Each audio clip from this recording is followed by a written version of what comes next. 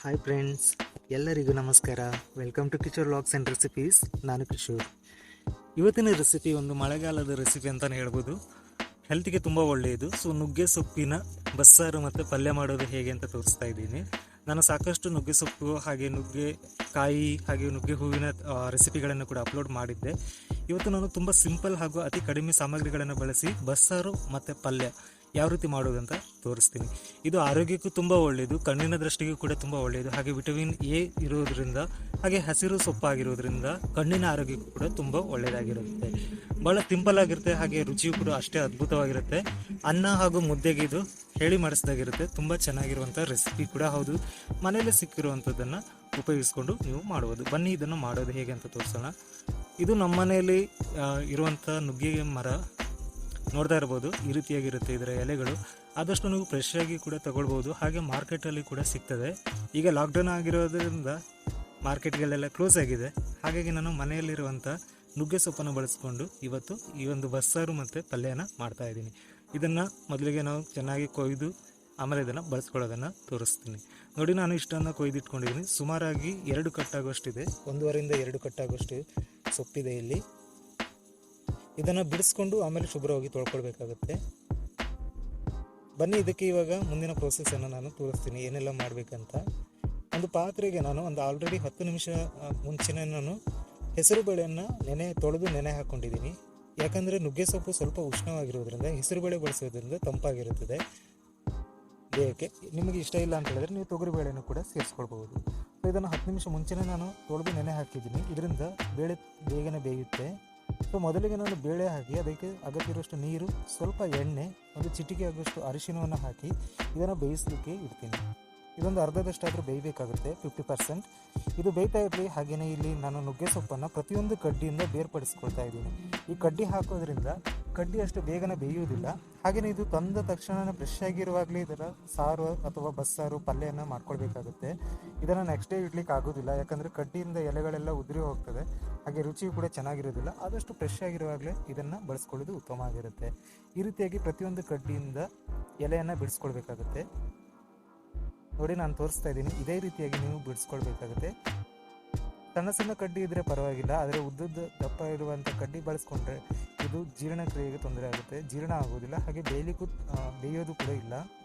ನೋಡ್ತಾ ಇರ್ಬೋದು, ಈಗ ಬೇಳೆ ಚೆನ್ನಾಗಿ ಬೆಂದಿದೆ, ಒಂದು 50%. ನಾನು ಆಲ್ರೆಡಿ ಇದನ್ನು ಸೊಪ್ಪನ್ನು ಬಿಡಿಸಿ ಇದನ್ನು ತೊಳ್ಕೊಂಡು ಬಂದಿದ್ದೀನಿ. ಈಗ ಈ ಸೊಪ್ಪನ್ನು ಕೂಡ ಸೇರಿಸ್ಕೊಳ್ತಾ ಇದ್ದೀನಿ ಬೇಳೆ ಒಟ್ಟಿಗೆ. ಬೇಳೆ 50% ಬೆಂದಿದೆ. ಅದಾದಮೇಲೆ ನಾನು ಸೊಪ್ಪನ್ನು ಹಾಕ್ತಾಯಿದ್ದೀನಿ. ಈ ಸೊಪ್ಪು ಸ್ವಲ್ಪ ಸಮಯ ತಗೊಳ್ಳುತ್ತೆ ಬೇಯಲಿಕ್ಕೆ. ಒಂದು 3 ನಿಮಿಷ ಅಥವಾ 4 ನಿಮಿಷ ಒಳಗಡೆ ಇದು ಕಂಪ್ಲೀಟಾಗಿ ಬೇಯುತ್ತೆ. ಆಗ ಬೇಳೆ ಮತ್ತು ಸೊಪ್ಪು ಎರಡು ಹದವಾಗಿ ಒಂದೇ ಸಮನಾಗಿ ಬೇಯುತ್ತದೆ. ಯಾವುದೇ ಕಾರಣಕ್ಕೂ ಬೇಳೆಯನ್ನು ಜಾಸ್ತಿ ಓವರ್ ಕುಕ್ ಮಾಡಬಾರ್ದು, ಕರಗಬಾರ್ದು. ಸೊ ಬೇಳೆ ಪಲ್ಯದಲ್ಲಿ ಸಿಗಬೇಕು ತಿನ್ನಲಿಕ್ಕೆ. ಇದಕ್ಕೆ ಸ್ವಲ್ಪ ನೀರು ಹಾಗೆ ರುಚಿಗೆ ತಕ್ಕಷ್ಟು ಉಪ್ಪನ್ನು ಸೇರಿಸ್ಕೊಂಡು ಇದನ್ನು ಓಪನ್ ಪ್ಯಾನಲ್ಲಿ ಬೇಯಿಸ್ಕೊಳ್ಬೇಕಾಗುತ್ತೆ. ನೀವೇನಾದರೂ ಮುಚ್ಚಳ ಮುಚ್ಚಿದ್ರೆ ಕಹಿ ಬರ್ತದೆ. ಈಗ ಅದು ಬೇಯ್ತಾ ಇರಲಿ. ಈಗ ನಾನು ಮಸಾಲೆ ಸಾಮಾನ್ಯಗಳನ್ನು ಹೇಳ್ತಾ ಇದ್ದೀನಿ. ಅರ್ಧ ಕಪ್ ಆಗೋಷ್ಟು ತೆಂಗಿನಕಾಯಿ, ಸ್ವಲ್ಪ ಸಾಂಬಾರು ಪುಡಿ, 2 ಟೊಮೆಟೊ ಅಥವಾ 1 ಟೊಮೆಟೊ, ಸ್ವಲ್ಪ ಈರುಳ್ಳಿ, ಹಾಗೆ ಒಂದು ಅರ್ಧ ಚಮಚ ಆಗೋಷ್ಟು ಅರಿಶಿನ, ಸ್ವಲ್ಪ ಹುಳಿ, ಇವಿಷ್ಟನ್ನು ಸೇರಿಸಿ ಫೈನ್ ಪೇಸ್ಟ್ ಮಾಡ್ಕೊಂಡ್ಬಿಟ್ಟು. ನೋಡಿ, ಈಗ ಇದು ಬೆಂದಿದೆ. ಸೊಪ್ಪು ಮತ್ತು ಬೇಳೆ 2 ಕೂಡ ಈಗ ಹದವಾಗಿ ಬೆಂದಿದೆ. ಇಷ್ಟಾದರೆ ಸಾಕಾಗ್ತದೆ. ಈಗ ನಾವು ಇದನ್ನು ಒಂದು ಸ್ಟ್ರೇನರ್ ಮೂಲಕ ಇದನ್ನು ಸೊಪ್ಪು ಮತ್ತು ಕಟ್ಟು ಅಂದರೆ ಬೇಳೆ ನೀರನ್ನು ಸಪ್ರೇಟ್ ಮಾಡ್ಕೊಳ್ಬೇಕು. ಈ ರೀತಿಯಾಗಿ ನಾನು 2 ಕೂಡ ಸೋದಿಸ್ಕೊಂಡಿದ್ದೀನಿ. ಸೊಪ್ಪನ್ನು ಬದಿಗಿಟ್ಟಿದ್ದೀನಿ, ಹಾಗೆ ಬೇಳೆ ಕಟ್ಟನ್ನು ಕೂಡ ಈ ರೀತಿಯಾಗಿ ಬೇರೆ ಒಂದು ಪಾತ್ರೆಯಲ್ಲಿ ಇಟ್ಕೊಂಡಿದ್ದೀನಿ. ಈಗ ಬನ್ನಿ, ಈಗ ಸಾಂಬಾರು ಮಾಡೋದು ಹೇಗೆ ಅಂತ ತೋರಿಸ್ತಾ ಇದ್ದೀನಿ. ಬಸ್ಸಾರು ಮಾಡಲಿಕ್ಕೆ ನಾನು ಆಲ್ರೆಡಿ ತೋರಿಸಿರುವಂಥ ಮಸಾಲೆ ಸಾಮಗ್ರಿಗಳನ್ನು ರುಬ್ಬಿಟ್ಟಿದ್ದೀನಿ. ಇದ್ರ ಜೊತೆಗೆ ಒಗ್ಗರಣೆಗೆ ಅರ್ಧ ಈರುಳ್ಳಿ, ಒಂದಿಷ್ಟು ಬೆಳ್ಳುಳ್ಳಿ ಹೆಸರುಗಳು, ಹಾಗೆ ಒಂದು ಅರ್ಧ ಚಮಚ ಸಾಸಿವೆ, ಸ್ವಲ್ಪ ಕರಿಬೇವಿನ ಎಲೆ, ಹಾಗೆ ಗಾರ್ನಿಷ್ಗೆ ಕೊತ್ತಂಬರಿ ಸೊಪ್ಪು. ಈಗ ಒಂದು ಪಾತ್ರೆಯನ್ನು ಒಲೆ ಮೇಲೆ ಇಟ್ಟು ಇದಕ್ಕೆ ಒಂದು 2 ಚಮಚ ಆಗೋಷ್ಟು ಎಣ್ಣೆಯನ್ನು ಹಾಕೊಳ್ತಾ ಇದ್ದೀನಿ. ಎಣ್ಣೆ ಕಾದ ನಂತರ ಇದಕ್ಕೆ ಸಾಸಿವೆ ಹಾಕೊಳ್ತಾ ಇದ್ದೀನಿ.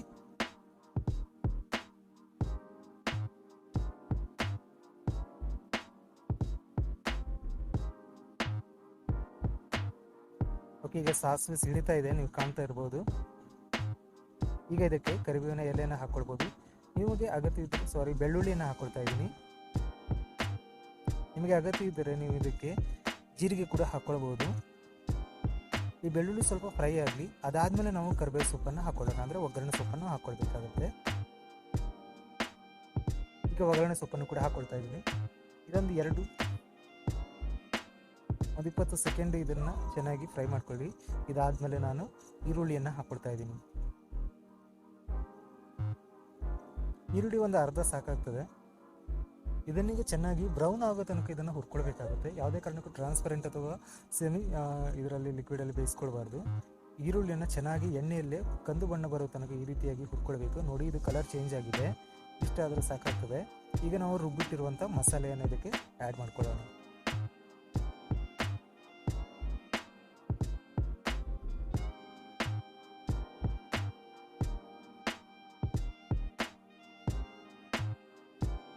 ನೀವು ಮಸಾಲ ಸಾಮಗ್ರಿಗಳನ್ನು ಸ್ವಲ್ಪ ಹುರಿದು ಕೂಡ ರುಬ್ಕೊಳ್ಬೋದು, ಅದು ಕೂಡ ಒಂದು ಟೇಸ್ಟ್ ಕೊಡ್ತದೆ. ಈ ರೀತಿಯಾಗಿ ಹಸಿ ಹಾಕೋದ್ರಿಂದ ಇದು ಕೂಡ ಒಂದು ಡಿಫ್ರೆಂಟಾಗಿ ಟೇಸ್ಟ್ ಕೊಡ್ತದೆ. ಹಾಗೆ ನಾನಿಲ್ಲಿ ಬಹಳ ಕಡಿಮೆ ಸಮಯದಲ್ಲಿ ಕೆಲವೇ ಇಂಗ್ರೀಡಿಯೆಂಟ್ಸ್ ಬಳಸಿ ನಾನು ಬಸ್ಸಾರು ಮತ್ತು ಪಲ್ಯನ ಮಾಡ್ತಾಯಿದ್ದೀನಿ. ಹಾಗೆ ಇದೊಂದು ತುಂಬ ಈಸಿ ಹಾಗೂ ಕ್ವಿಕ್ ಆಗಿರುವಂಥ ರೆಸಿಪಿ ಕೂಡ ಹೌದು. ಟೇಸ್ಟಲ್ಲಿ ಸ್ವಲ್ಪ ಡಿಫ್ರೆಂಟಾಗಿ ಬರ್ತದೆ. ಇನ್ನೊಂದು ದಿನ ನಾನು ಅದನ್ನು ಕೂಡ ತೋರಿಸ್ತೀನಿ, ನಾನು ಹುರಿದು ರುಬ್ಬುವಂಥ ಮೆಥಡನ್ನು ಕೂಡ ತೋರಿಸ್ತೀನಿ. ನೋಡಿ, ಇದೀಗ ಎಲ್ಲ ಮಸಾಲೆ ಹಾಕ್ಕೊಂಡಿದ್ದೀನಿ. ಈಗ ಇದಕ್ಕೆ ಅಗತ್ಯಕ್ಕೆ ತಕ್ಕಷ್ಟು ನೀರನ್ನು ಬಳಸ್ಕೊಂಡು ಇದನ್ನು ಚೆನ್ನಾಗಿ 1-2 ಕುದಿ ಬರೋ ತನಕ ಇದನ್ನು ಕುದಿಸ್ಕೊಳ್ಬೇಕಾಗುತ್ತೆ. ಈ ಮಸಾಲೆಯ ಹಸಿ ವಾಸನೆ ಹೋಗಬೇಕು, ಅಲ್ಲಿ ತನಕ ಇದನ್ನು ಚೆನ್ನಾಗಿ ಕುದಿಸ್ಕೊಳ್ಬೇಕು.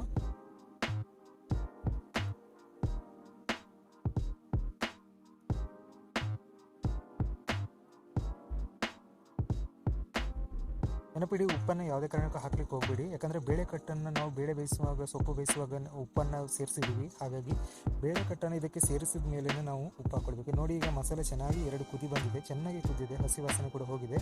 ಈಗ ಬೇಳೆಕಟ್ಟು ಅಂದರೆ ಬೇಳೆ ಮತ್ತು ಸೊಪ್ಪನ್ನು ನಾನು ಬಸಿದಿರುವಂಥ ನೀರು ಉಂಟಲ್ವ, ಈಗ ಇದರಲ್ಲಿ ಕೂಡ ಉಪ್ಪಿನಂಶ ಇರೋದ್ರಿಂದ ಈಗ ಇದನ್ನು ಸೇರಿಸ್ಕೊಳ್ತಾ ಇದ್ದೀನಿ. ಆಮೇಲೆ ಉಪ್ಪಿನ ಹದವನ್ನು ನಾವು ಚೆಕ್ ಮಾಡಿ ಇದಕ್ಕೆ ಅಗತ್ಯವಿದ್ದಷ್ಟು ಉಪ್ಪನ್ನು ಸೇರಿಸ್ಕೊಳ್ಬೋದು. ಈ ರೀತಿಯಾಗಿ ಎಲ್ಲ ನೀರನ್ನು ಇದಕ್ಕೆ ಆ್ಯಡ್ ಮಾಡ್ಕೊಳ್ತಾ ಇದ್ದೀನಿ. ನಮ್ಮ ಚೆನ್ನಾಗಿ ಒಂದು ಸರಿ ಮಿಕ್ಸ್ ಮಾಡಿಕೊಂಡು ರುಚಿಗೆ ತಕ್ಕಷ್ಟು ಉಪ್ಪನ್ನು ನೀವು ಸೇರಿಸ್ಕೊಳ್ಬೋದು. ಈಗ ಇದು ಇನ್ನೂ 1 ಕುದಿ ಬಂದರೆ ಸಾಕಾಗ್ತದೆ. ಇನ್ನೂ 1 ಕುದಿ ಬರಲಿ, ಇದು ಚೆನ್ನಾಗಿ ಬೇಯಿಸ್ಕೊಳ್ಳಿ.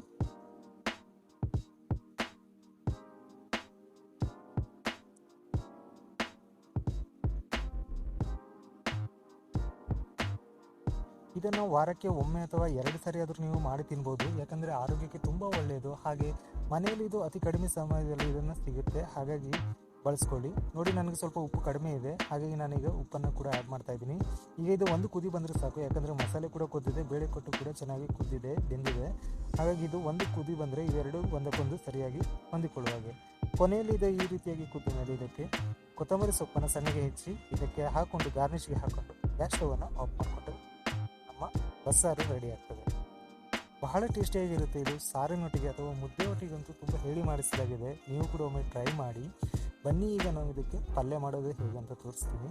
ಈ ಸಾಂಬಾರಾಗಿದೆ, ಇದನ್ನು ಪಕ್ಕಕ್ಕೆ ಇಟ್ಟು ನಾನು ಪಲ್ಯಕ್ಕೆ ಇಡ್ತೀನಿ. ಪಲ್ಯ ಮಾಡಲಿಕ್ಕೆ ನಾನು ಆಲ್ರೆಡಿ ಸೊಪ್ಪು ಬೇಳೆಯನ್ನು ಸಪ್ರೇಟ್ ಮಾಡಿದ್ದೀನಿ. ತುಂಬ ಡ್ರೈ ಆಗಿದೆ, ಇದರ ನೀರಿನ ಅಂಶ ಎಲ್ಲ ಹೋಗಿದೆ. ಇದೇ ರೀತಿಯಾಗಿರಬೇಕು, ಉದ್ದುದ್ರಾಗಿ ಬರುತ್ತೆ ಪಲ್ಯ.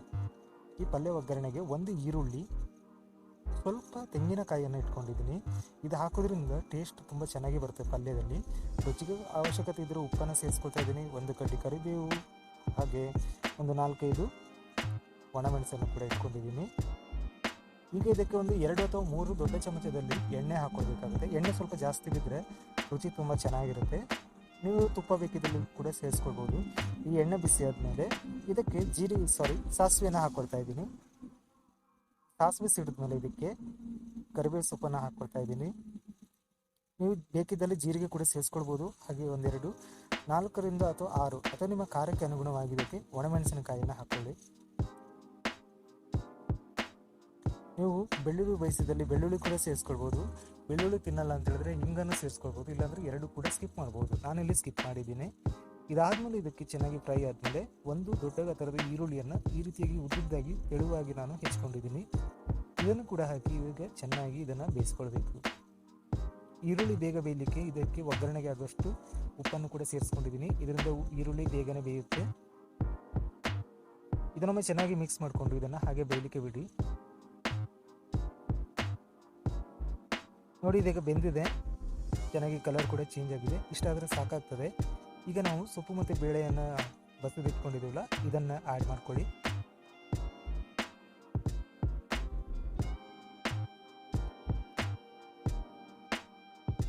ಈಗ ರುಚಿಗೆ ತಕ್ಕಷ್ಟು ಅಥವಾ ಅವಶ್ಯಕತೆಗೆ ತಕ್ಕಷ್ಟು ನೀವು ಉಪ್ಪನ್ನು ಕೂಡ ಸೇರಿಸ್ಕೊಳ್ಳಿ. ಹಾಗೆಯೇ ತೆಂಗಿನಕಾಯಿಯ ತುರಿಯನ್ನು ಇಟ್ಕೊಳ್ಳಿ, ಅದನ್ನು ಕೂಡ ನಾನೀಗ ಆ್ಯಡ್ ಮಾಡ್ತಾ ಇದ್ದೀನಿ. ತೆಂಗಿನಕಾಯಿ ಸ್ವಲ್ಪ ಜಾಸ್ತಿ ಬಿದ್ದಲ್ಲಿ ಇದರ ರುಚಿ ಬಹಳ ಚೆನ್ನಾಗಿರುತ್ತೆ. ಈಗ ಎಲ್ಲವೂ ಕೂಡ ಒಂದಕ್ಕೊಂದು ಚೆನ್ನಾಗಿ ಹೊಂದಿಕೊಳ್ಳುವ ಹಾಗೆ ಚೆನ್ನಾಗಿ ಮಿಕ್ಸ್ ಮಾಡ್ತಾ ಇದನ್ನು ಒಂದು 2 ರಿಂದ 2.5 ನಿಮಿಷಗಳ ತನಕ ಇದನ್ನು ಬೇಯಿಸ್ಕೊಳ್ಳಿ. ಇದರಲ್ಲಿರುವ ನೀರಿನ ಅಂಶ ಸಂಪೂರ್ಣವಾಗಿ ಆವಿಯಾಗಬೇಕು, ಅಂದರೆ ಡ್ರೈ ಆಗಬೇಕು, ಅಲ್ಲಿ ತನಕ ಇದನ್ನು ಚೆನ್ನಾಗಿ ಬೇಯಿಸ್ಕೊಳ್ಳಿ. ಇದಾದಮೇಲೆ ಈಗ ನಾನು ಗ್ಯಾಸ್ ಸ್ಟವನ್ನು ಆಫ್ ಮಾಡ್ತಾ ಇದ್ದೀನಿ. ಕೊನೆಯಲ್ಲಿ ಒಂದು ಅರ್ಧ ಲಿಂಬೆ ಹಣ್ಣನ್ನು ಕೂಡ ಈ ರೀತಿಯಾಗಿ ಹಿಂಡಿ ಸ್ಕ್ವೀಸ್ ಮಾಡಿಕೊಂಡು ಇದರ ರಸವನ್ನು ಹಾಕ್ತಾ ಇದ್ದೀನಿ. ಲಿಂಬೆಹಣ್ಣು ಆಪ್ಷನಲ್ ಆಗಿರುತ್ತೆ, ಹಾಕೊಂಡ್ರೆ ಬಹಳ ಚೆನ್ನಾಗಿರುತ್ತೆ. ನಿಮ್ಮ ಹತ್ರ ಇಲ್ಲ ಅಥವಾ ನಿಮ್ಗೆ ಇಷ್ಟ ಇಲ್ಲ ಅಂತ ಹೇಳಿದ್ರೆ ಸ್ಕಿಪ್ ಮಾಡ್ಬೋದು. ಲಿಂಬೆಹಣ್ಣು ಹಾಕೋದ್ರಿಂದ ಇದರ ಫ್ಲೇವರ್ ತುಂಬ ಚೆನ್ನಾಗಿರುತ್ತೆ. ಹಾಗಾಗಿ ನಾನು ಒಂದು ಅರ್ಧ ಹೋಳನ್ನು ಈ ರೀತಿಯಾಗಿ ಸ್ಕ್ವೀಸ್ ಮಾಡಿ ಅದರ ರಸವನ್ನು ಹಾಕ್ಕೊಳ್ತಾ ಇದ್ದೀನಿ. ನೆನಪಿಡಿ, ಗ್ಯಾಸ್ ಸ್ಟವ್ ಆಫ್ ಆದಮೇಲೆ ಲಿಂಬೆಹಣ್ಣನ್ನು ಆ್ಯಡ್ ಮಾಡ್ಕೊಳ್ಬೇಕು. ಉಪ್ಪನ್ನು ಚೆಕ್ ಮಾಡ್ಕೊಳ್ಳಿ. ಕೊನೆಯಲ್ಲಿ ಒಂದು ಸಣ್ಣದಾಗಿ ಮಿಕ್ಸ್ ಮಾಡಿಕೊಂಡು ಇದನ್ನು ಒಂದು 2 ನಿಮಿಷ ಹಾಗೆಯೇ ಮುಚ್ಚಿಟ್ಟು ಇಟ್ಟಿಡಿ. ನಂತರ ಇದನ್ನು ಬಡಿಸ್ಕೊಂಡಲ್ಲಿ ನಿಮಗೆ ಅದ್ಭುತವಾಗಿರುವಂಥ ಒಂದು ಬಸ್ಸಾರು ಮತ್ತು ಪಲ್ಯ, ಅನ್ನ ಅಥವಾ ಮುದ್ದೆ ಒಟ್ಟಿಗೆ ಇದು ನಿಮಗೆ ತಿನ್ನಲಿಕ್ಕೆ ಸವಿಲಿಕ್ಕೆ ಸಿದ್ಧವಾಗಿರುತ್ತೆ. ನೋಡಿದ್ರಲ್ಲ ಫ್ರೆಂಡ್, ತುಂಬ ಸಿಂಪಲ್, ಹಾಗೆ ಬಹಳ ಕಡಿಮೆ ಸಾಮಗ್ರಿಯನ್ನು ಬಳಸಿ ನಾನು ತೋರಿಸಿದ್ದೀನಿ. ಅಷ್ಟೇ ಆರೋಗ್ಯ ಕೂಡ ತುಂಬ ಒಳ್ಳೆಯದು. ಸೊ ನೀವು ಕೂಡ ಒಮ್ಮೆ ಟ್ರೈ ಮಾಡಿ, ನಿಮ್ಮ ಅನಿಸಿಕೆ ಅಭಿಪ್ರಾಯವನ್ನು ನನಗೆ ಕಮೆಂಟ್ ಮೂಲಕ ತಿಳಿಸಿ. ಇಷ್ಟ ಆಗಿದರೆ ಲೈಕ್ ಮಾಡಿ ಅಂತಲೇ ಕೇಳ್ತಾ ಇದ್ದೀನಿ. ಹಾಗೆ ನನ್ನ ಚಾನಲನ್ನು ಸಬ್ಸ್ಕ್ರೈಬ್ ಮಾಡ್ಕೊಳ್ಳಿ. ನ್ಯೂ ಕಮರ್ಸ್ ಯೂಟ್ಯೂಬರನ್ನು ಇದೇ ರೀತಿಯಾಗಿ ಸಪೋರ್ಟ್ ಮಾಡಿ ಅಂತ ನಿಮ್ಮೆಲ್ಲರನ್ನು ಕೇಳ್ತಾ ಇದ್ದೀನಿ ಫ್ರೆಂಡ್ಸ್. ಆದಷ್ಟು ಬೇಗ ಈ ಕೊರೋನಾ ಎಲ್ಲ ಮುಗೀಲಿ, ಲಾಕ್ಡೌನ್ ಕೂಡ ಮುಗೀಲಿ, ಎಲ್ಲರೂ ಆರೋಗ್ಯವಾಗಿರಿ ಅಂತ ಹೇಳ್ತಾ ಇದ್ದೀನಿ. ಧನ್ಯವಾದ.